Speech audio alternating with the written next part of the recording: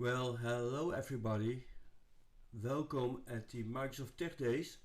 This is the flight into Azure IoT, the long haul. And today in this session we will talk about Azure Digital Twins. My name is Sander van der Velde. I am a Senior IoT Solution Architect for Alten, the Netherlands. And I am a Microsoft MVP for Azure IoT. So here we go.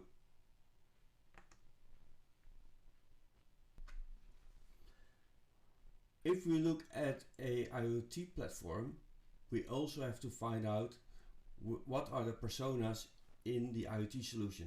Personas are the groups of users that we see in a solution. So the most important one is of course the stakeholder. The stakeholder is involved in the costs and the earnings and the value. So he wants to know about how it's running from a operation perspective, like the operational efficiency of the equipment and KPIs. Then we have the engineers and the IoT developers.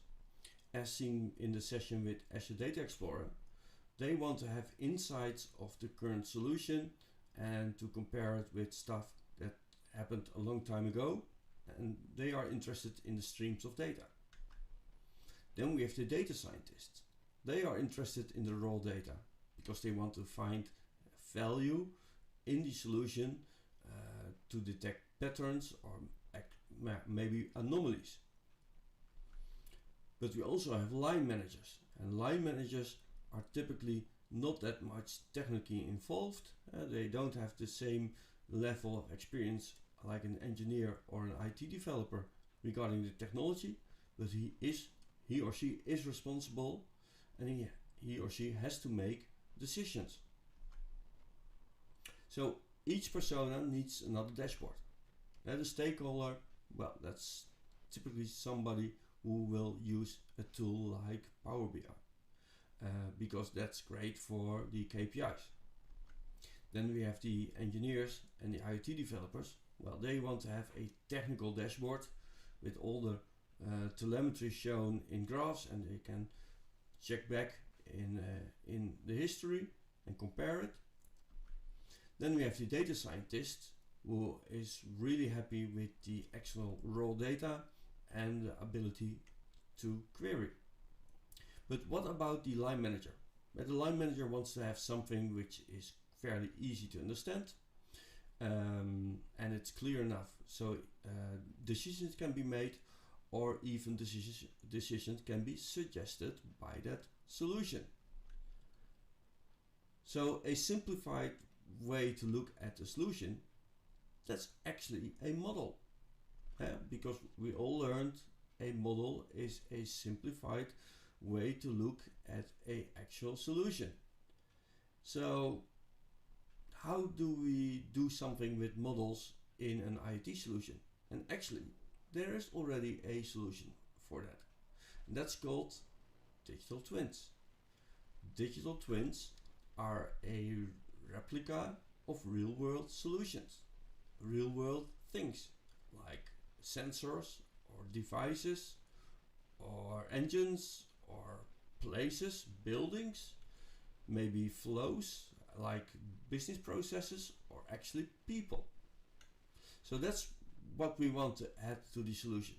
We have the raw data coming in, we have the cold path, we have a warm path, we have a hot path. But what about a solution, Digital Twins, as usable for a line manager?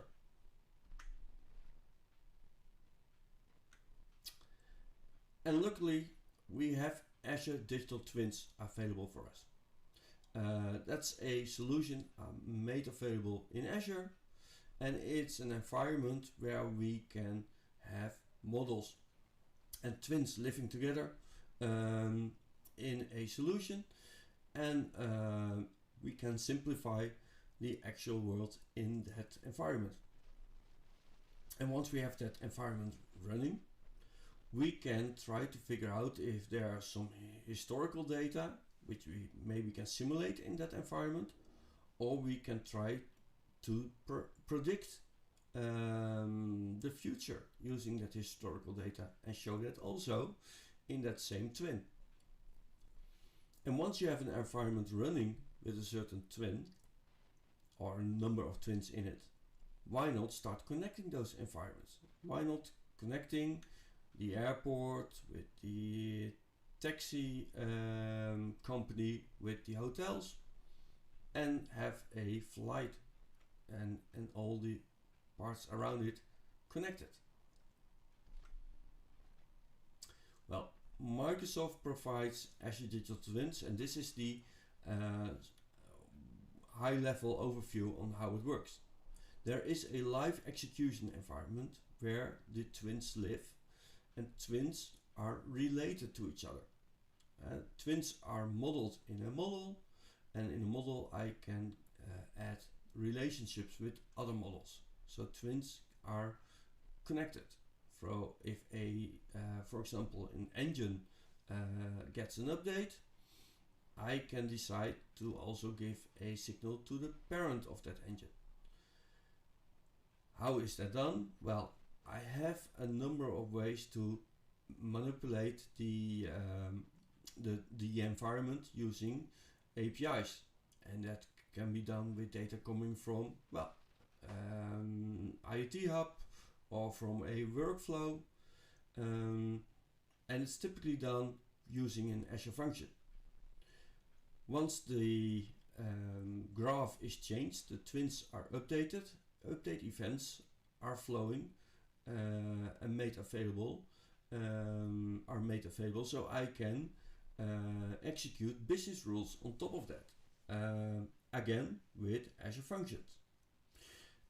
And everything that happens cannot only be used to influence the model or the environment itself. I can also output it to, for example, a 3D representation of that twin, so people can look at it on a really familiar and easy way. But before we dig into this, let's try to figure out how this modeling works. We have a solution with sensors and an airplane. So let's discover the twins. We have an airplane, and that has the three sensors: the cabin data, the engine data, and the flight data. And that's the airplane, so probably that's a twin too, and a twin is part of a airliner. An airliner can have multiple airplanes. So I see 5 types of twins, of models, and these are related. These can be described using the digital twin definition language.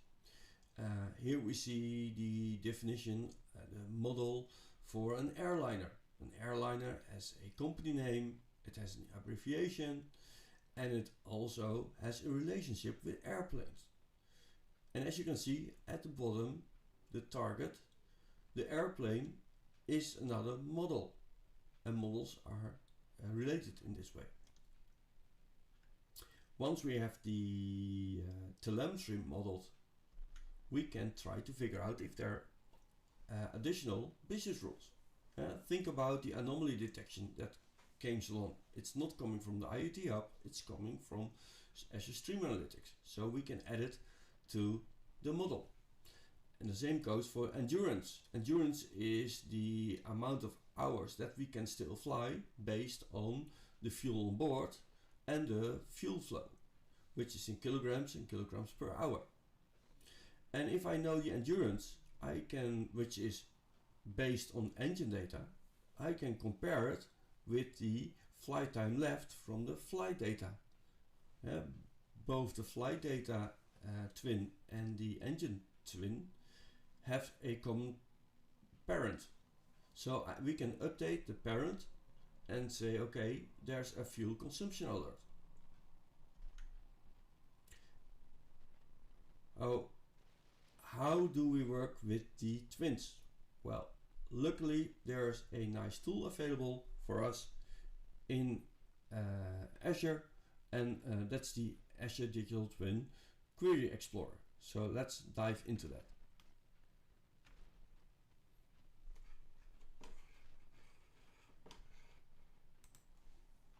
First of all, we have a Azure Digital Twins environment. It's a service running on Azure, and well, it's pretty boring. There are some information about the API usage, but for the rest there's not that much. I can check out the event routing, events flowing through the environment can be picked up, and we can react on it with Azure Functions, of course. And we can look at the data history because data and changes into the environment can be saved towards Azure Data Explorer. But there's also this button, the Azure Digital Twin Explorer, and that's the one that we're going to use. This is a new website. It's on the same Azure directory credentials, and I see there's an airliner model, there's the airplane model, and the 3 sensors. So if we go to the airliner model, we see the same model as described before, with the company name, the abbreviation, and the relationship between an airplane and an airliner. So if I go to the airplane and look at the model, we see that there are a number of properties there, plus the relationship between flight data, engine data, and cabin data. But where are the twins? Well, I can add twins, like, well, just give it a name and then I have a twin running based on the model. But if I use this selection solution, a query solution, I can actually see all the current twins that are there, because there's one airliner, I have 2 airplanes, and each airplane has a number of sensors. So for example, this is the cabin data, and I can see that the altitude, well, the cabin humidity is something like 10%. And this is the graph. This is that graph with all the twins running at this moment, and because it's already connected to Azure IoT and the IoT app, we see some data flowing through it, and we're looking at the current data. There's no historical view, it's the live data, and we can do some querying with it. For example, give me all the airplanes, that's the AZ220 or AZ221, where there's a fuel consumption alert. So if I run it, actually there is one with a fuel consumption alert. So that's how we can query. But we can also query over the relationships. For example, give me both the parent and the child in a relationship has cabin data. So that's probably the cabin and the airplane, and that for a certain airplane. So if I run that, I get the both the cabin and the airliner with a relationship in between. Actually, the relationship is also available for me. So that's how I can work with the solution. How I can upload the models, I can create twins. We have seen the relationships, and we've seen how we can query the graph. Actually, there are many more ways to query the graph. We have seen just a few of them. Before, one very really interesting one is that I can say, give me all the twins which are implementing a certain model. Or I can ask for all the digital twins which have a certain property. So this is great, but of course this is just querying. How do we get to that data? If we look at the environment, we have to use that APIs and Azure functions to manipulate the devices. And I added a number of Azure functions. As you can see here, I added 4 Azure functions. Maybe it's a little bit overkill, but it's just to show you that we can manipulate the Azure Digital Twins from a certain point of view. For example, we can look at ingested telemetry. That's the IoT hub data that can be sent towards the Azure Digital Twin to update the properties. Well, if a sensor gets a telemetry, I can also do additional egress telemetry checks because I know when telemetry is flowing through the Azure Digital Twins. But if I change a digital twin, I change the properties, then I also get twin update events. And I can react on that and go back into the model and change another twin, perhaps the parent. And last but not least, I can add extra ingest. For example, the anomaly detection from Streamlina's job is also sent towards the solution. So this is the way to implement business rules. You have to run extra logic next to Azure Digital Twins. And what did I do? Well, first of all, I updated the flight time left. It was in seconds. I want to have it in hours because I want to have it compared with the endurance. Yeah, the endurance is a calculated field. It's based on the engine data. And so if telemetry comes in from an engine, I update the endurance. And when I update the endurance, which is a property, I get a twin change. So I can calculate the fuel consumption alert because I go to the parent, that's the airliner. I ask for the flight data. I check the flight time left, and I can say, is there an alert or not? And I can implement the anomaly detection. So I am actually showing the current situation in real time. But, well, if we look at the model,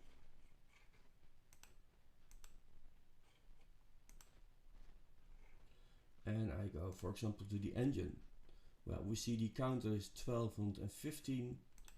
I come back and now it's 1217. Probably the endurance is also changed. This is not a nice way to offer a line manager. This is a really technical view on what's happening.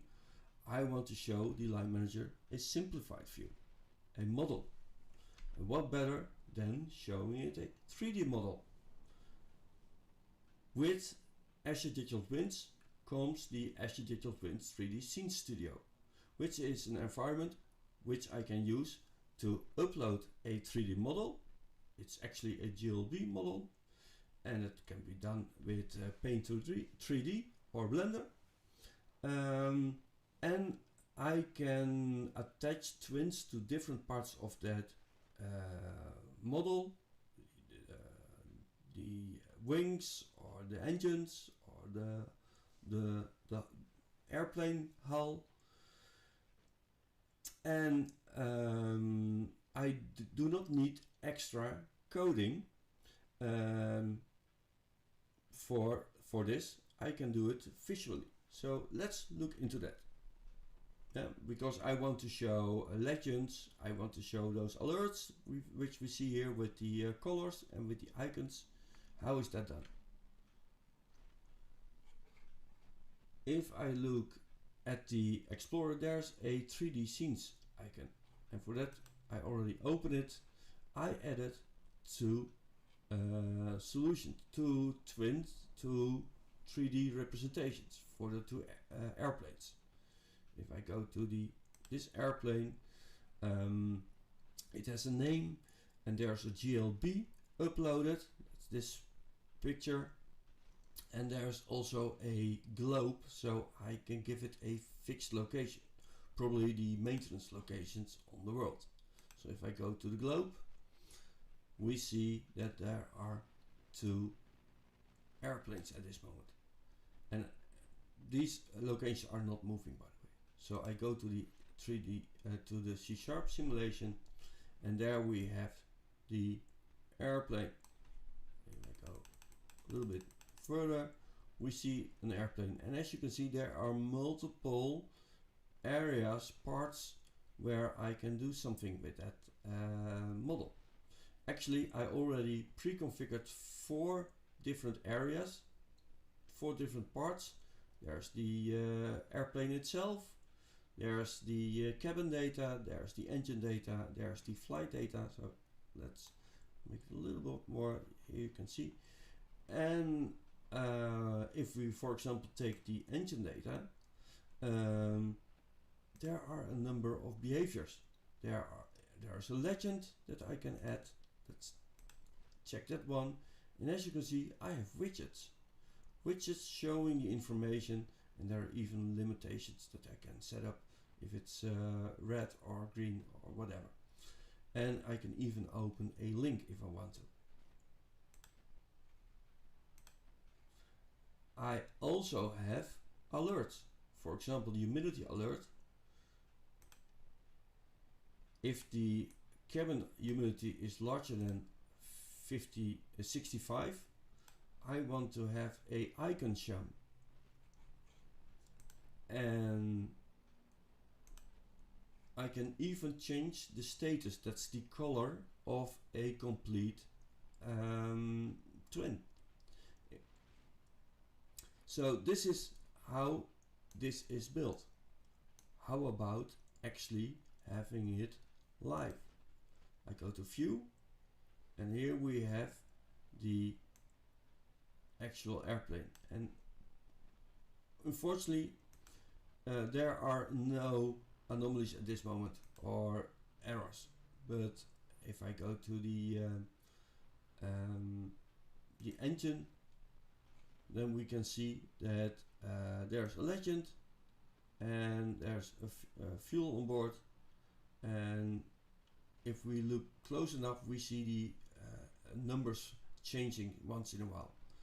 So this is a live view, and unfortunately there is no it's running as expected, but once in a while we will have an alert being seen, and I can even open links. If I click this one, I get the link with documentation, for example, about the cabin on this plane. So it's pretty versatile. Note, you see the moving engine, but that's just an animation. It's not possible to have this 3D model interact and change shape based on data coming in. That's unfortunately. If you want to have that, then you probably have to look at a tool like Unity, which is more of a 3D world maker. And actually we just got a anomaly at this moment with some information that we have to do. So this is a perfect way to have a user, a line manager, interact with the actual world. So although it's a little bit of work with all the Azure functions, adding Azure Digital Twins is a really nice way to make the world more and better presentable and more touchable and simplified, for example, for the line manager. So we added the digital twins, we have designed the models, we have seen how business rules are running, we have seen the ingress of and egress of the data, and we have seen the 3D visualization. I would like to have you digging into Azure Digital Twins. There's documentation. There is a Microsoft Learning Path for this. It's part of the AZ220 exam, and I wrote some personal blogs myself regarding using Azure Digital Twins and the 3D visualization. My name is Sander van der Velde. I'm a Senior IoT Solution Architect at Alten in the Netherlands, and I'm also a Microsoft MVP for Azure IoT. Thank you for having me, and well, it's time for a Q&A.